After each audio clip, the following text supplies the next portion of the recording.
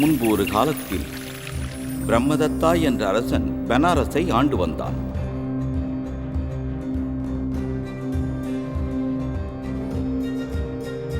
அவருக்கு புத்திசாலியான குரு ஒருவர் இருந்தார். அவர் மிகவும் வசதியான பண்பான குடும்பத்தைச் சேர்ந்தவர். அவர் மிகவும் கூர்மையான அறிவுத்திறன் கொண்டு விளங்கினார். இந்த உலகிலிருந்து மனிதன் எதையும் கொண்டு போகப் போவதில்லை என்ற உண்மையை அறிந்திருந்தார். மக்கள் அவரை அன்பு நிறைந்த ஒரு சிறந்த மனிதனாக கண்டனர். அவர் தன்னுடைய மனப்பயிற்சியின் மூலம் வாழ்க்கையில் ஒதுக்கப்பட வேண்டிய 5 நெறிமுறைகளை அப்படியே கடைபிடித்து வந்தார். தீய வழிகளிலிருந்து நாம் விலகி வரும்போது நாம் கடைபிடித்து வரும் நல்ல பழக்க வழக்கங்கள் சிறந்ததாக தோன்றும் என்பதை அவர் கண்டார். நம் வாழ்க்கையில் தவிர்க்கப்பட வேண்டிய விஷயங்கள் மற்றவர்கள் வாழ்க்கையை கெடுப்பது. மற்றவர்கள் வாழ்க்கையை கெடுப்பது என்பது தன் வாழ்க்கையை தானே கெடுத்துக் கொள்வது போலாகும். உனக்கு கொடுக்காததை நீயே எடுத்துக்கொள்ளாதே. அதனால் அதன் சொந்தக்காரருக்கு உன்மேல் கோபம் உண்டாகும். தவறான செயல்களை செய்யாதே. அதனால் உன்மேல் கோபமும் பொறாமையும் ஏற்பட இது ஒரு வழியாகும். பொய் பேசுவதை தவிர்க்கவும். தன்னிடம் உண்மை இல்லாதவன் மற்றவரிடத்தில் எப்படி உண்மையாக பேசவும் நடந்து கொள்ளவும் முடியும்? நமக்கு ஏற்படும் கோபத்தை நாம் தவிர்க்க வேண்டும். பொறுமை இழந்தோமானால் நாம் மற்றவரை காயப்படுத்த நேரிடும். குருவின் உண்மையான வாழ்க்கையை கண்ட அரசன் பிரம்மதத்தா மிகவும் மகிழ்ச்சி அடைந்தான். உண்மையிலேயே அவர் மிகச் சிறந்த மனிதன்.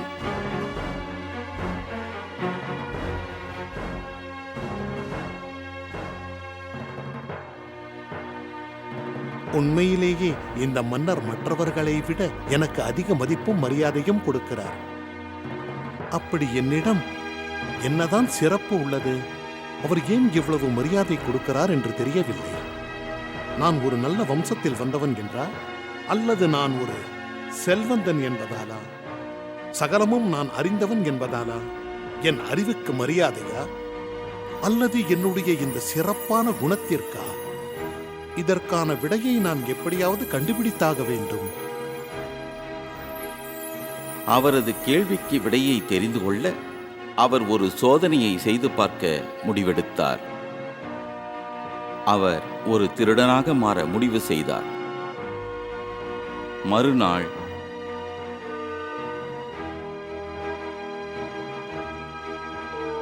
அரண்மனையை விட்டு வெளியேறி அரண்மனை கஜானாவிற்கு சென்று தங்க காசுகள் தயாரிக்கும் இடத்திற்கு சென்றார்.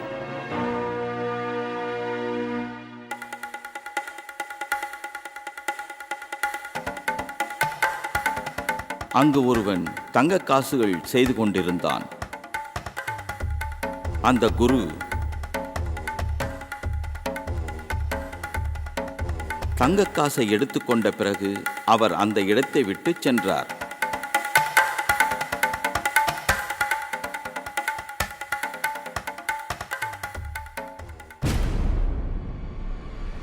ஏன் இந்த குரு இப்படி நடந்து கொள்கிறார்? இப்படி நடந்து கொள்ள என்ன காரணம்? தொடர்ந்து மறுநாளும் அந்த குரு 2 தங்க காசுகளை எடுத்துச் சென்றார். அன்றும் அந்த தங்க காசு செய்பவன் அவர் எதுவும் சொல்லவில்லை. நான் இதற்கு ஏதாவது செய்தாக வேண்டும். கடைசியாக அந்த 3ஆம் நாள்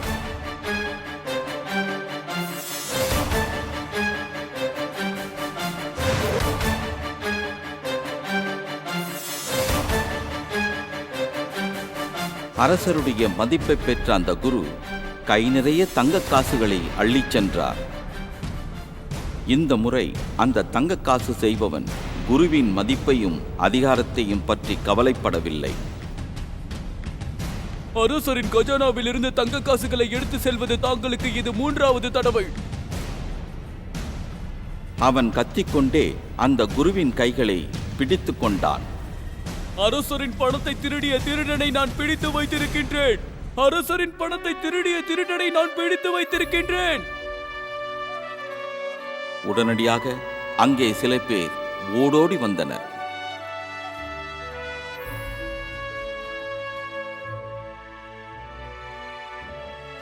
ஆஹா, எங்களை விட நீங்க ரொம்ப நல்லாவே நடிச்சீங்க.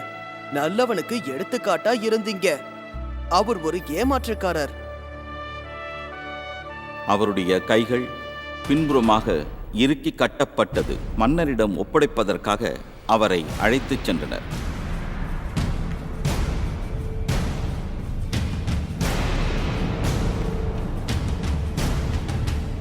ஆனால் அவர்கள் நடந்து போகும் வழியில் ஒரு யானைக்கு மதம் பிடித்திருப்பதை கண்டனர்.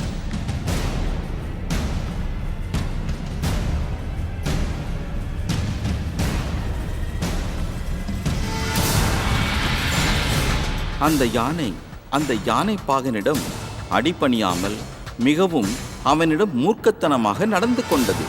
கவனமாக இருங்கள். யானைக்கு அருகில் யாரும் செல்ல வேண்டாம். அது காலால் மிதித்து உங்களை கொன்றுவிடும். அதனால் ஜாக்கிரதை. எதுவும் அறியாத குருவே, உங்களுக்கு இந்த யானையை பற்றி எதுவுமே தெரியாது. இந்த யானை நல்ல பழக்க வழக்கங்கள் கொண்ட ஒரு நல்ல யானை. அது உங்களை மாதிரி இல்ல. நீங்க ஒரு திருடன். எங்க ராஜா கிட்ட இருந்தே நீ திருடி இருக்க. புத்திசாலித்தனமாவும் தந்திரமாவும் செஞ்சுதான் நீ நினைச்சிட்டு இருந்த காரியத்தினால இன்னைக்கு உன்னை கையா கட்டி இழுத்துக்கிட்டு போறாங்க. ஆனா இந்த நல்ல யானைய கட்ட வேண்டிய அவசியமே இல்ல. மதம் பிடித்து காலால் மிதிக்கும் ஒரு யானையையும் இவர்கள் நல்லது என்று சொல்கிறார்களே. நல்ல பண்பும் உண்மையும் உள்ளவர்களை இந்த உலகம் என்றென்றும் பாராட்டும்.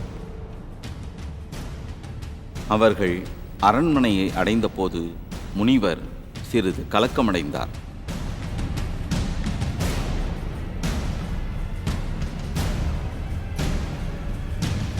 என்ன விஷயம் கூறுங்கள். உங்கள் கஜானாவிலிருந்து தங்க காசுகளை திருடிய திருடன் இவன்தான் அரசே. சட்டப்படி தக்க தண்டனை அளியுங்கள். மாமன்னா, நான் திருடன் அல்ல. அப்படி என்றால் அரண்மனையில் இருந்து எதற்காக பொற்காசுகளை திருடினாள்?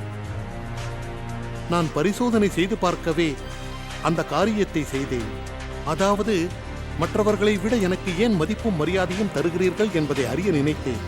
இதற்கு காரணம் எனது செல்வ செழிப்பான குடும்பமா அல்லது என்னுடைய மிகச்சிறந்த அறிவா?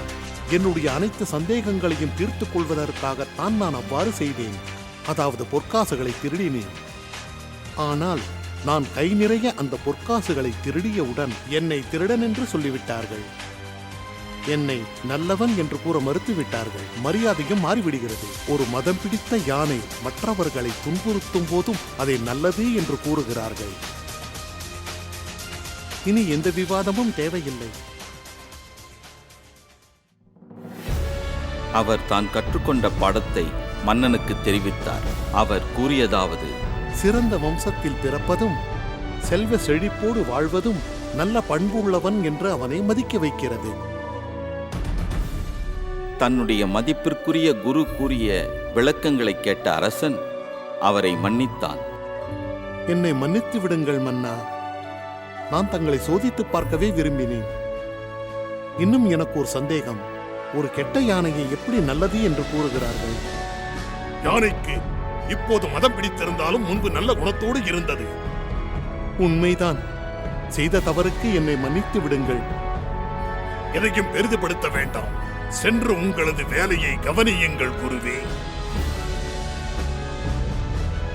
நீதி நல்ல பண்புள்ளவர்களை மக்கள் என்றுமே போற்றுவார்கள்.